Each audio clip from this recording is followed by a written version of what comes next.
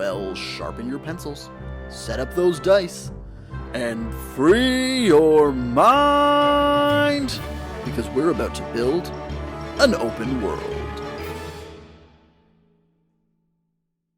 Hello, my name is Knox Adams, my pronouns are he, him, and I am the mayor for Open World, and I just want to let you know that I love you. Here on Build an Open World, we create diverse characters, accessible places, and supportive things that you can use as inspiration or even take directly and use in your own fantasy RPG worlds at home. Today, our guest is Mason. He joins us from British Columbia. Lovely out there. The West Coast, the best coast, as I like to say. Mason, can you introduce yourself? Well, I guess I just kind of introduced yourself, but let us know your pronouns. What is your experience with tabletop RPGs? Yeah, sure. So my name is Mason, as you said. Hello, friends. My pronouns are he, him, and I haven't had too much experience with tabletop gaming. I have done quite a few one-offs. I did one campaign probably like 4 or 5 years ago that lasted a little over a year with some friends. But I haven't really done too much tabletop role playing. I do a lot of tabletop board game playing, and have been around the world of tabletop RPGs a lot. But I'm excited to get a little bit more into it and kind of learn a little bit more about it. Amazing. So based on your experience, what is a defining quality, a characteristic, or identity that you feel is lacking or non-existent in the fictional worlds that you have inhabited as both a creator or a player? I think like neurodiversity and disability are a huge one because it isn't something that really gets played into a role-playing character very often. Like you don't often have that be a part of what people are thinking of. And so I think that's something that's really interesting. And it's also one of those things where I think disability is not really something that people that haven't ever experienced disability or been in a position where they would know someone that has a disability that's either a visible or invisible disability, that they would be cognizant of that. And so it seems like something that doesn't really come up in role-playing games at all when you're making characters. And so I think that would be kind of an interesting way to, like, something interesting to explore. Yeah, I love that. Together, me and Mason are going to create a character and a backstory in hopefully the next 20 minutes that incorporates that that idea of disability, neurodiversity, that you feel is lacking in the worlds that you are familiar with. Before we get into the build, please remember to take a minute to rate and review us on Apple Podcasts and follow us on Spotify or wherever you listen to podcasts to be kept up to date on the latest additions to Open World. So just a disclaimer, myself and Mason are not experts in all the topics we're going to discuss today. So if you have any notes or comments based on what we discussed today, please let us know either on social media, and we can add notes to the website to just to update and to keep everything more open for everyone involved. Yes, do not claim to be an expert, have never been an expert in almost anything. So always happy to learn something new and always open to feedback. Oh, you have a D6 there? Perfect. Yeah, roll that D6. I got a 5. 5. Okay. So the first thing that we're going to be building, we are going to be building a villain today. I am so in for that. Can you roll a D100? I got a 44. So we are going to make a rock gnome. Fantastic. Let's give them a background. So if you could roll a D12. 9.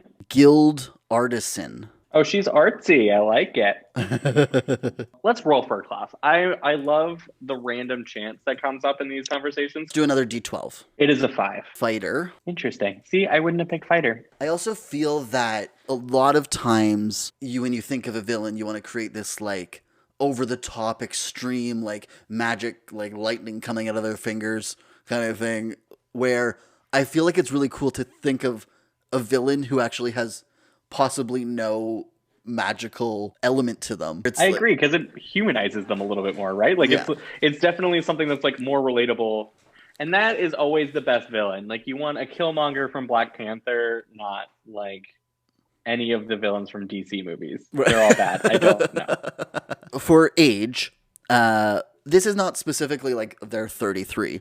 I'm thinking more, are they a child? Are they youth? Are they young adult? Are they middle age? Are they senior, elder? Like a range? Like what are we seeing for this person? This raises some interesting questions because like I instantly thought like, well, they must be older than me because they're a villain, which is like an interesting thought to have. I was like, they have to be like middle-aged, a little bit older. What has life had to have done? Like they had to have lived long enough to have like life mess with them somehow in order to like get them to that place of being a villain. I think the cool part about this process for me has always been like, what is my initial instinct, and why is that my initial instinct? And even if I go with that instinct, that's completely fine. But it's like, is that instinct in there because it's just, oh, I want this character to be like this? Or is that instinct in there because historically media has taught me that has to be true? What made me think of this was when you said, oh, they have to be older because life had to have messed them up a little bit. Where I'm like, well, do all villains have to be messed up by life? Like, could there be a child villain? Like, is that possible? And again, we can make this character middle-aged. That's fine.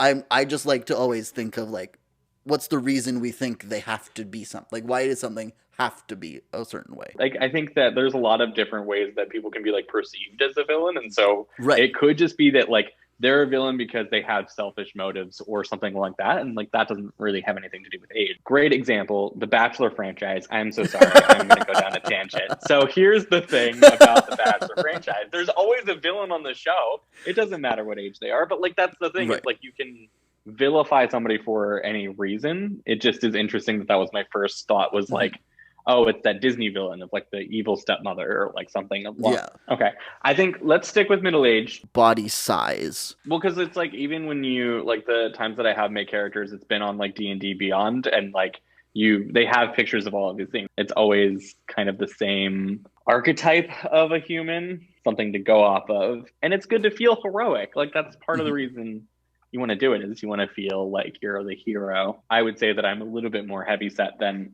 most people, so I think that that's like an interesting piece, because like I wouldn't mind if my character was a little bit more heavy set, like it's just like a little bit bigger than like the normal person, but I wouldn't think to like visualize that person, if that makes sense. Right. And I think it goes back to those things where you said when we play these games we all want to be like heroic and see it heroic. Somebody who is more heavy set, why can't they be heroic?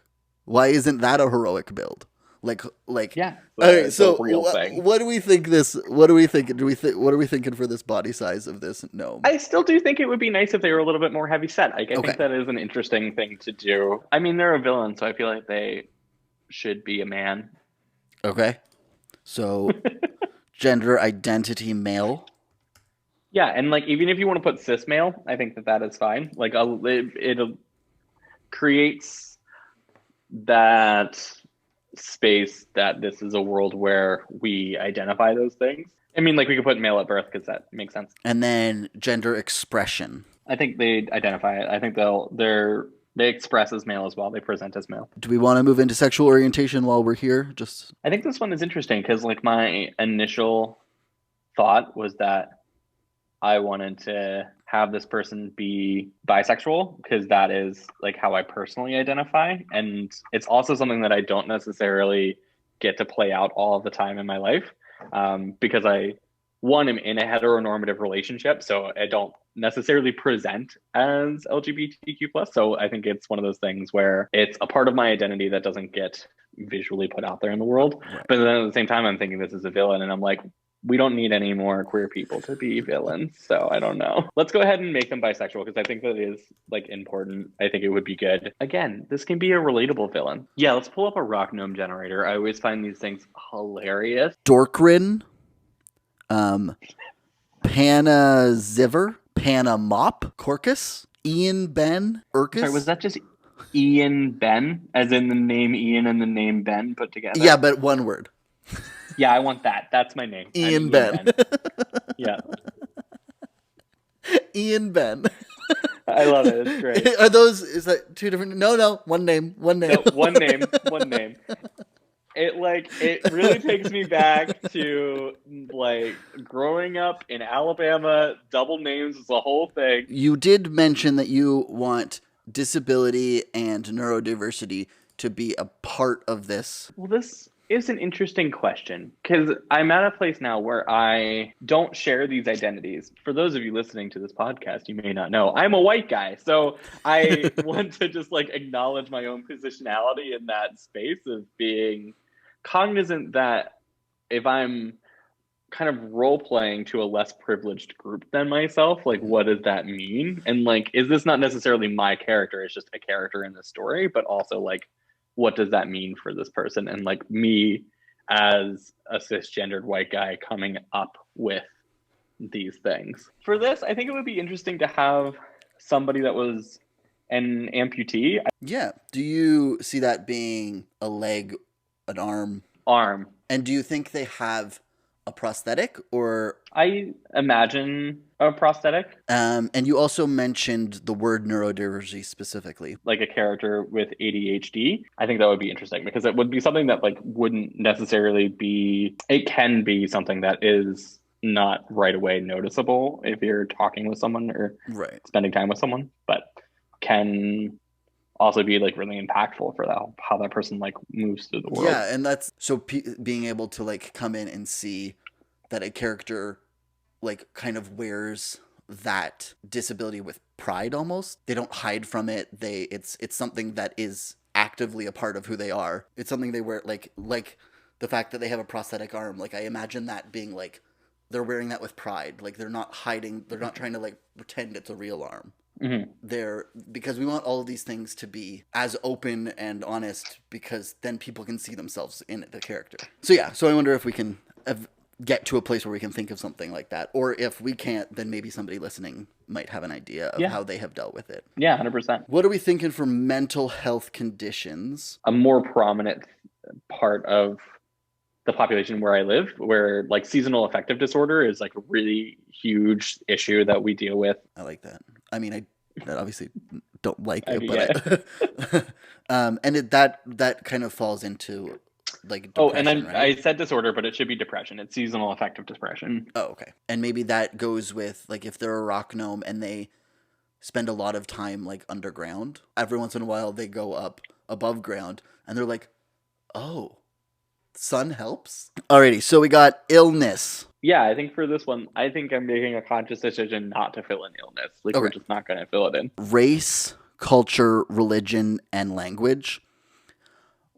These four, I like to think of if we are pulling from real world examples to influence how we see this character, how we hear this character, what this character looks like, wears, believes, sounds like. Are we pulling from a real world example? I kind of identify with like the pale rock gnome. Like I think that actually would make sense for this. So I kind of want to go with that. Yeah. I think that. And again, it's just about making conscious decisions. So it's like realizing that we're making a pale rock gnome. We don't have to. Then what about, is there a culture? I would like them to be from the Midwest, the American Midwest. Oh, wait. I love it. Yes. Okay. That's perfect. And then obviously Midwest accent. Now. Yeah, the Midwest accent. Heavy. I feel like this kind of sets in the tone. Okay, so an American Midwest, I see this kind of very underground because there's still a rock gnome. Yeah. But like, it's all very flat land as far as the eye can see. And it's like, but you're underneath the earth. And there's just like farms of like rock farms. Yeah, it's like I'm not living in the mountains. I'm like rural Indiana. But I love out there in a cornfield. They all say that. They're like, "Oh no, we're not in the mountains, you know." But then they're literally underneath the mountains. Religion. I do kind of want to make them Zoroastrian because it's just such a fun religion that like is not something that you ever see in the world. I don't even know how to Zorro. So can you explain how this religion would influence Ianben?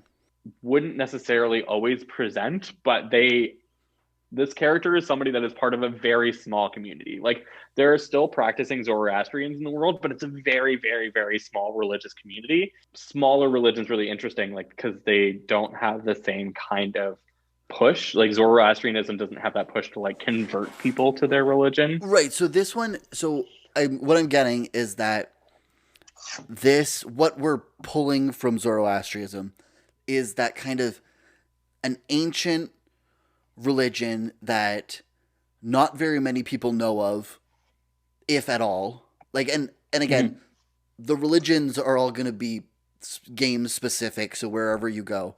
But this character believes in an ancient religion that not many people do, but he has found community from it. And I think what is really important is that their villainness is not associated with the religion at all. Family status, no immediate family.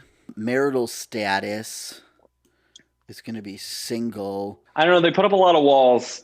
They're pretty guarded. They are bisexual, though. So that's true. They will have. So maybe they will have sex. Yeah, they don't put up that wall. Like, there's no wall there, but there's a lot of other walls. There's a very open door to their pants, very big walls to their heart. Exactly. Now you're understanding where the person is coming from. So then, socioeconomic status. Yeah, I would say like upper middle class makes sense to me. Life experience and upbringing. Were they always a part of Zoroastrian, like this? Not Zoroastrian, but were they all a part? Yeah, I think that like is part of their upbringing. I think that is something that they have been.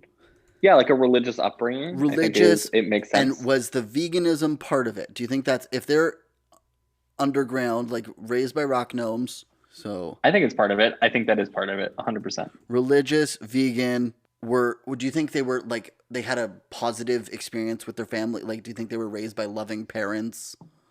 Yeah, I think so. That's the sense I got from my conversations with Ianben.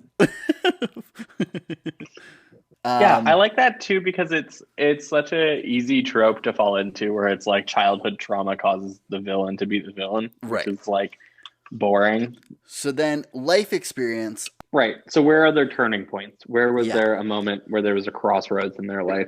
He got sued for malpractice and had to like leave the guild. Like that kind of vibe. I love that. I love that this turning point has literally nothing to do with what we've talked about.